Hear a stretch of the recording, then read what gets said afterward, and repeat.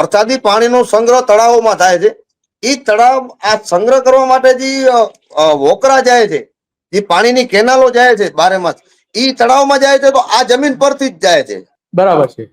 એટલે એમને ઘણું અસર કરવાનું છે, કારણ કે આ સબસ્ટેશન સમજો 765 કેવી એટલે 120 એકરમાં જે સબસ્ટેશન આવશે, તો સબસ્ટેશન આવવાના કારણે આજુબાજુમાં જે પાણીનો નિકાલ છે, નિકાલ તમામ બંધ થઈ જશે, જેના કારણે ગામમાં પણ ઘણી મુશ્કેલીઓ ઊભી થઈ શકશે. મુશ્કેલી. અચ્છા, તો ત્યાંના જે રબારી સમાજ ત્યાં ઓફિસ આવેલા એમને પણ આપણે સાંભળીએ કે એ પણ શું કરી રહ્યા છે. આ કોણ છે? આ ત્યાંના સ્થાનિક જ છે. અચ્છા, હરભમભાઈ નામ છે એમનું, અને એ અત્યારે પશુધન ચરાવે છે ત્યાં આપણે. ઓકે, હા, તો એ શું કહે છે સાંભળીએ આપણે. રબારી અરબામ બચ્ચુ, ગામ રમવો. અમારે રજૂઆત આવી છે સાહેબ કે અમારે ખેતના બકરાના આજે રાજા સાહેબ વાળા હતા ખેજિયાના. હવે એ સરકારી જમીન છે સરકારી, પણ અમારે પછી ક્યાંક માલને બહારવાનું, માલને ચારવાનું પડતર જગ્યા હતી.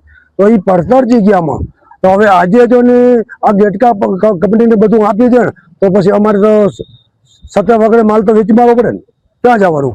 વસ્તીની રવિ મિલ, હા, તો વસ્તીની જે વાડી છે એમાં માલ ચરે,